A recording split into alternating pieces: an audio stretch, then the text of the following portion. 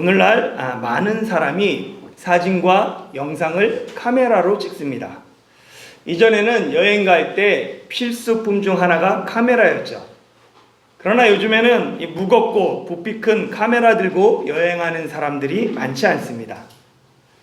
지금 생각해보면 참 시대가 빠르게 변했어요. 제 100일 사진은 사진관에서 찍었어요. 그것도 흑백 사진이었습니다.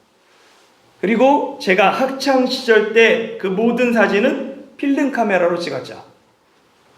필름 카메라가 대중화되면서 이제 사진관은 증명사진을 찍거나 필름을 인화할 때만 가는 곳이 되었습니다.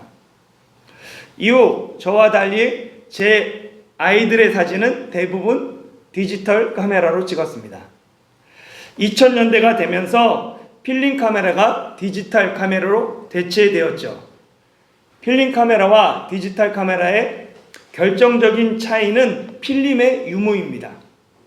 필름 카메라는 셔터 뒤에 반드시 필름이 있어야 해요.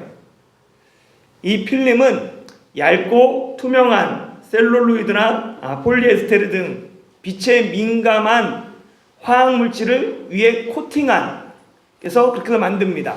그래서 셔터를 누르면 필름이 빛에 노출되면서 보이지 않는 잠상이 남기죠. 이 잠상을 만들어진 필름을 현상액에 닿으면 우리 눈에 보이는 이미지가 나타납니다. 이를 현상이라고 이야기하죠. 필름은 한번 빛에 노출되면 다시는 되돌릴 수 없기 때문에 신중하게 사용해야 합니다. 그러나 디지털 카메라는 다릅니다. 디지털 카메라는 필름이 아닌 이미지 센서를 사용합니다. 이미지 센서가 빛을 각 픽셀의 전기 신호로 처리해서는 파일로 저장해요. 디지털 카메라는 무한 반복해서 촬영이 가능하고 촬영 즉시 기다릴 필요 없이 이미지를 확인할 수 있으며 또한 이미지를 쉽게 편집하고 수정할 수 있습니다. 필름 카메라는 비싼 필름으로 인해서 신중하게 사진을 찍을 수밖에 없지만 디지털 카메라는 사진 많이 찍는다고 따로 돈이 들어가지 않습니다. 원래 사진이란 기다림과 절제의 미학으로 불렸어요. 사진 찍으면 기다릴 때 설레임, 어떻게 나왔을까 기다리는 그 시간들이 있었죠. 그러나 디지털 카메라가 등장하면서 기다림과 절제의 미학이 많이 사라졌습니다. 설교문을 컴퓨터로 작성하는 것과 종이로 작성하는 것도 비슷합니다. 설교문을 일일이 종이에 적으면 시간이 오래 걸려요. 무엇보다도 편집하는 게 쉽지 않습니다. 컴퓨터로 문서 작업을 하면 삭제와 삽입, 편집 등이 한결 수월하죠. 그러니까 디지털 방식은 아날로그 방식에 비해서 시간이 단축됩니다. 편리해요. 효율성이 높아집니다. 그러나 문서 작업 역시 디지털화되면서 기다림의 미학과 절제가 사라집니다. 자원이 한정되어 있을 때는 사진 한 장을 신중하게 찍어야 돼요. 남은 필름 수를 계산해서 찍지 않고 막 찍다가는 나중에 정말 사진 찍어야 될 때 남겨야 될 사진을 찍지 못합니다. 종이가 귀할 때는 글자 하나하나 신중하게 기록해야 합니다. 허투루 종이를 낭비했다가는 원래 기록하고자 하는 글을 완성하지 못합니다. 성경은 주로 파피루스와 양피지에 기록되었습니다. 이 파피루스는 이집트 나일강 유역의 파피루스 식물로 만든 기록 매체예요. 종이를 뜻하는 영어 페이퍼가 파피루스에서 나왔습니다. 이 양피지는 양의 가죽으로 만든 기록 매체이죠. 소나 다른 가죽으로 만들면 피지라고 부릅니다. 한정된 양피지와 파피루스의 글을 기록하기 위해서는 글을 기록하고자 하는 내용을 한정된 크기에 맞춰서 그 공간에 맞춰서 철저하게 크기도 내용도 계산해야 합니다. 글을 적절하게 분배하지 못하면 원래 쓰고자 했던 글을 완성하지 못하고 다른 글이 되어버립니다. 성경을 해석할 때 가장 먼저 기본적으로 확인해야 되는 것이 기록 목적입니다. 본문이 무엇을 말하는지 알기 위해서는 반드시 저자가 왜 이 글을 썼는지를 이해해야 합니다. 기록 목적은 방향을 결정하는 나침반과 같습니다.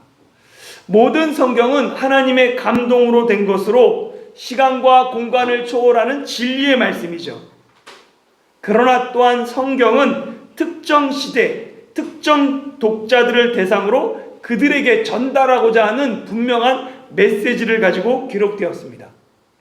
특정한 시대의 독자들, 첫 번째 그 독자들을 원독자라고 부릅니다.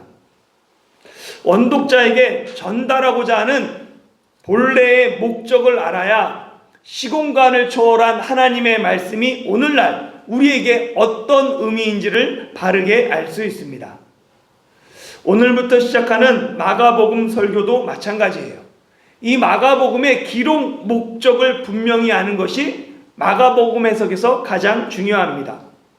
마가복음 해석의 열쇠는 마가가 왜 다른 복음서와 다른 이렇게 기록했나라는 기록 목적이죠.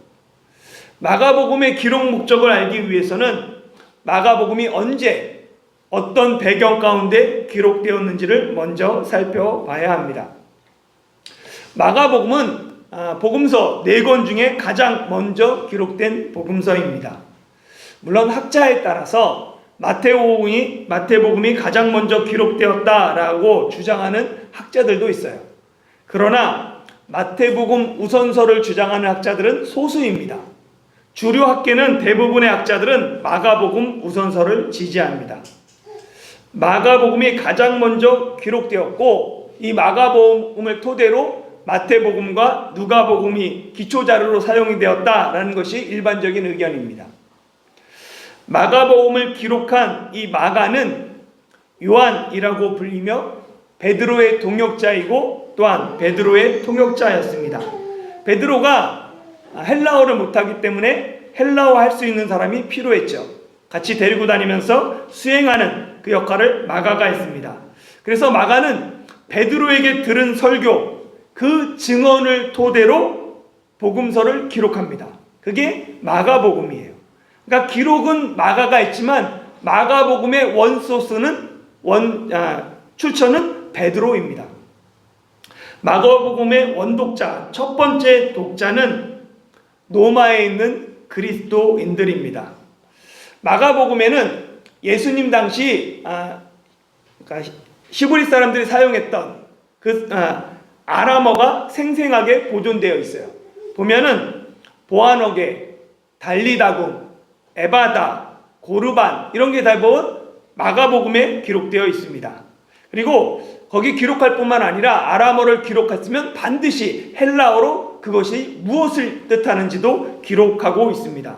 그러니까 이 의미는 뭐냐면 그 맨 처음에 받아보는 그 독자들이 아람어를 몰랐다는 거예요. 아람어를 모르고 헬라어만 알았습니다. 그래서 예수님이 아람어로 말씀한 걸 헬라어로 번역해주고 있죠. 또한 마가복음은 유대인들에게는 상식에 해당하는 유대인의 정결 예식, 그 다음에 절기에 대한 것, 관습에 대한 것, 이것을 친절하게 설명해 줍니다.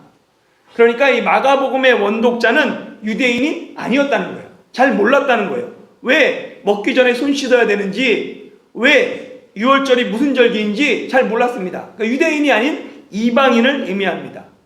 그래서 최종적으로 마가복음의 원독자는 로마 교회의 이방인 성도들입니다. 마가복음의 기록 연대는 주류 학설에 따르면 주후 65년에서 70년경입니다. 이때는 기독교가 네로 황제에게 막 박해를 받던 시기예요. 주 64년 7월에 로마 시내에서 대화재가 발생합니다. 이 화재는 로마 제국 역사상 최악의 재난 중 하나로 기록되었습니다. 이 화재로 로마의 14개 행정구역 중에 3개 구역이 형체를 알아볼 수 없을 정도로 전소됩니다. 7개 구역은 절반 이상이 불에 타서 폐허가 되죠. 14개 행정구역 중에서 단지 4개 구역만 피해가 없었습니다. 9일간의 대화재로 노마 시내의 70% 이상이 파괴되고 수천 명이 사망하고 20만 명 이상의 이재민이 발생합니다. 도시 전체가 공황에 빠지고 민심은 흉흉했습니다. 대화재 직후 노마 시민들 사이에서 한 가지 소문이 급격하게 퍼집니다.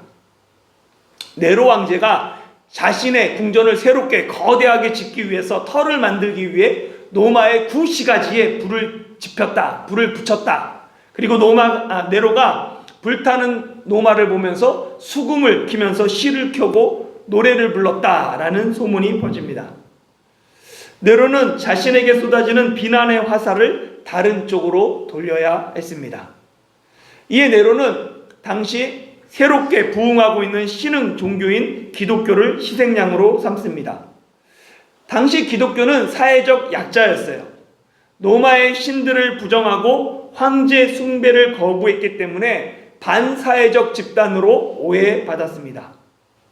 노마의 시민 대부분이 기독교를 싫어하고 미워했어요. 그렇기 때문에 네로가 정치적으로 공격하기 가장 쉬운 상대는 기독교였습니다. 기독교를 희생양으로 삼은 네로는 단순히 그리스도인들을 처벌하는 데 그치지 않았어요.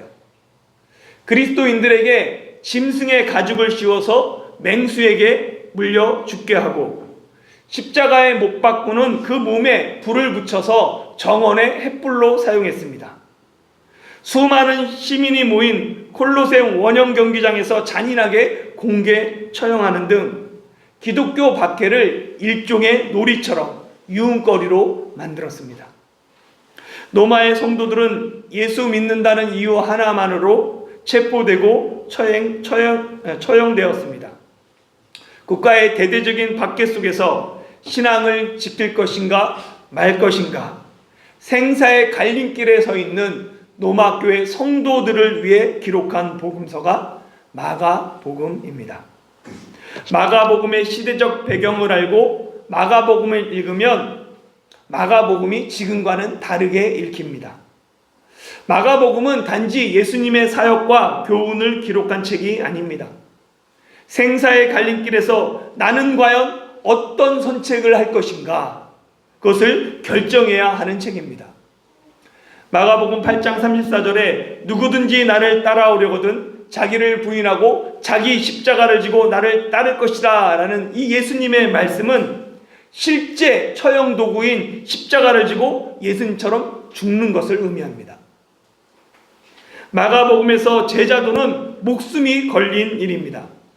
제자의 길은 그저 거룩한 주일에 나와서 예배당에 앉아서 예배드리는 것이 아니라 내가 사람들의 유흥거리가 되어 원형 경기장에서 사자의 밥이 되고 내 몸이 십자가에 불타는 횃불이 될지라도 내 목숨을 걸고 예수님을 따르는 것입니다. 마가복음의 배경을 생각하면 왜 마가복음이 다른 복음서에 비해 내용이 짧고 사건이 급박하게 진행되는지 이해가 됩니다. 마가복음에 보면 가장 많이 사용되는 단어가 곧이라는 단어입니다. 이게 61번 나오고 즉시라는 말이 6번 기록되어 있습니다. 그러니까 곧 즉시 계속해서 금박하게 시간이 흘러가죠. 마가복음은 다른 공간복음과 달리 예수님의 탄생 이야기가 없고 예수님의 긴 설교도 없습니다.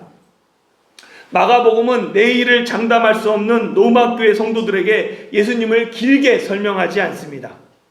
생사의 갈림길에 선 사람에게 길게 설명하는 것 사치예요. 길게 설명할 시간이 없습니다. 마가복음은 비록 다른 복음서에 비해 분량은 짧지만 내용은 절대 가볍지 않은 긴박한 복음서입니다. 이 마가복음은 사본에 따라서 16장 8절로 끝나는 결론 내는 그런 사본이 있고 마지막 16장 20절로 끝나는 사본이 둘로 나뉩니다.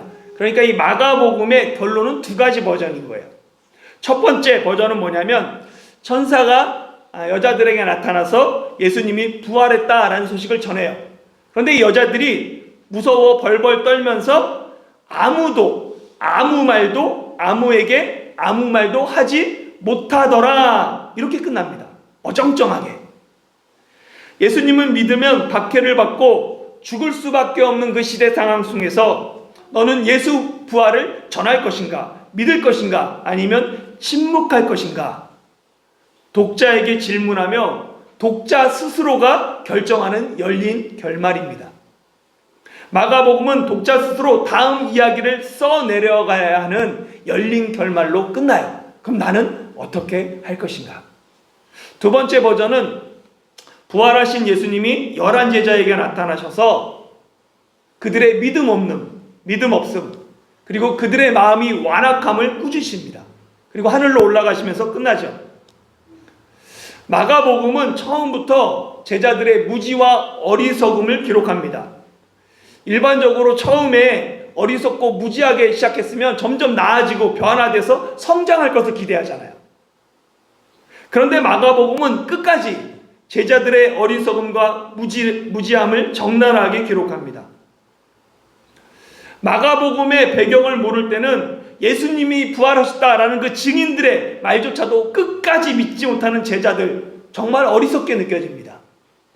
그러나 마가복음의 배경을 알면 그 어리석은 제자들의 이야기가 바로 내 이야기라는 것을 알게 돼요. 박해 앞에서 예수님을 부인하고 십자가를 지고 예수님을 따르는 그것에 실패한 성도들에게 믿음 없는 11제자의 이야기는 오히려 위로와 소망이 됩니다.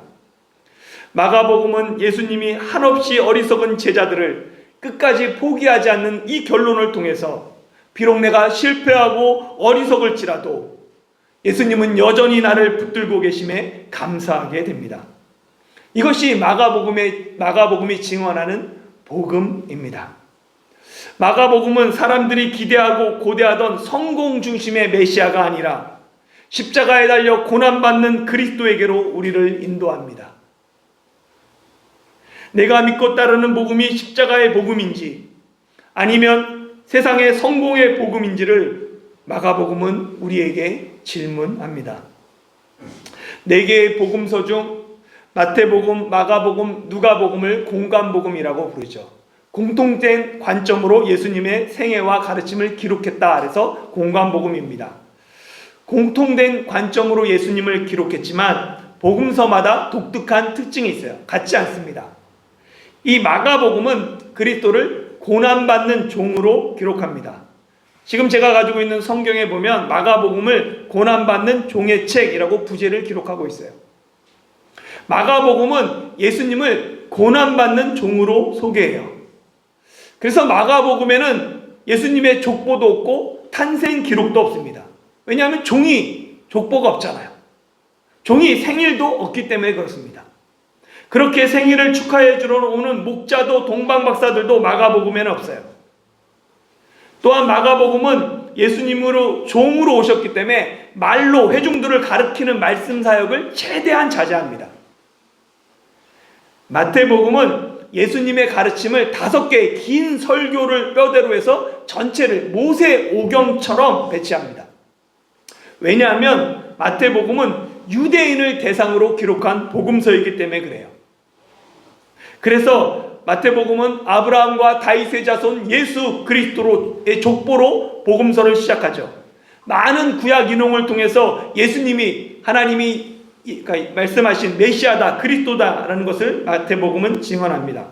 그러나 마가복음에는 예수님의 가르침보다 섬기는 사역 위주로 복음서를 기록합니다. 마태복음에서는 8장에서부터 예수님이 귀신을 쫓아내고 병든 자들을 고쳐요. 누가복음에서는 4장부터 치유사역을 시작하십니다. 그러나 마가복음은 예수님이 1장부터 귀신을 쫓아내고 병을 고치는 섬기는 사역을 시작하십니다. 특히 이 마가복음은 다른 복음서들과 달리 병자들과 예수님이 접촉하는 장면을 자주 등장시켜요. 예수님이 말 못하는 귀신 들린 아들을 고치실 때 마가복음에서는 그 아들을 손을 잡고 예수님이 손을 잡아 일으키십니다. 예수님이 나병 환자를 불쌍히 여기셔서 그에게 손을 내밀어 그의 몸에 손을 대시죠. 맹인의 손을 붙잡고 마을로 데리고 나가서 그에게 안수하여 보게 합니다.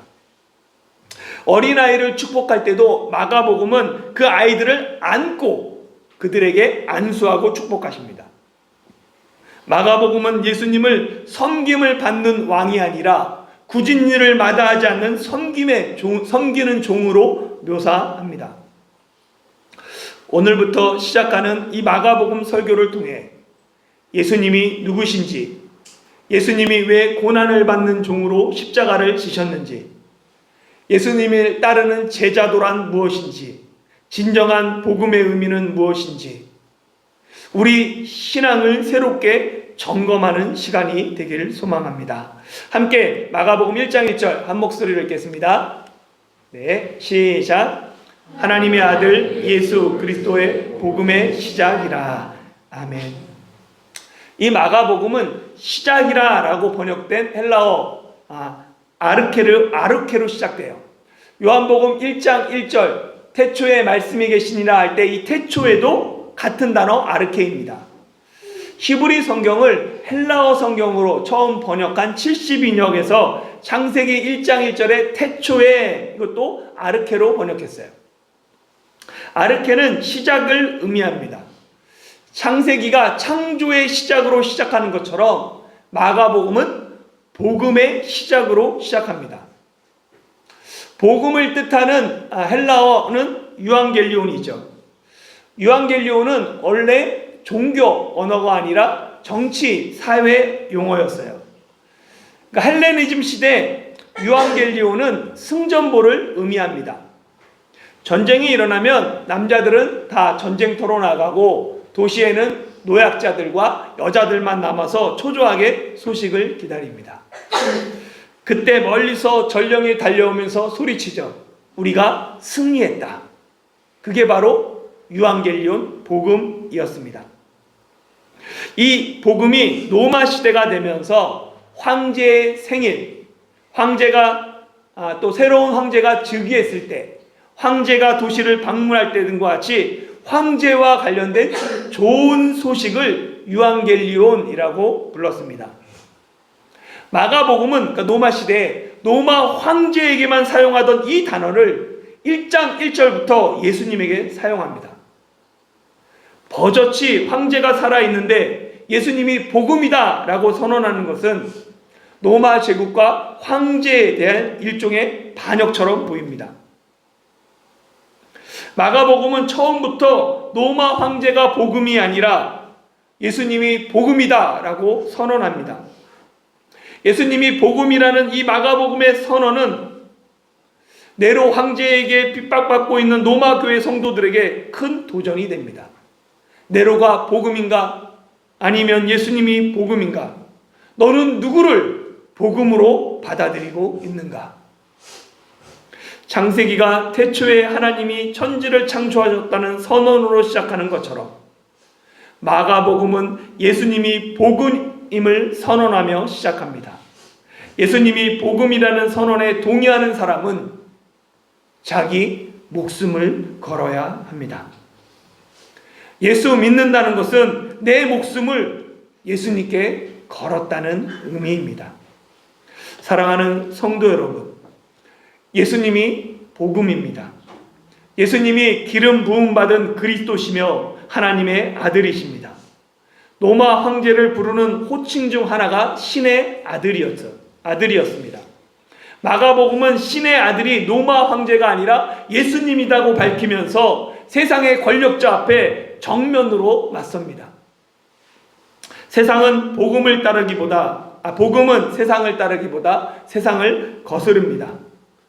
섬김을 받기보다 자기 목숨을 많은 사람의 대속물로 섬기기 위해 고난받는 종으로 하나님의 아들이신 예수님이 오셨습니다.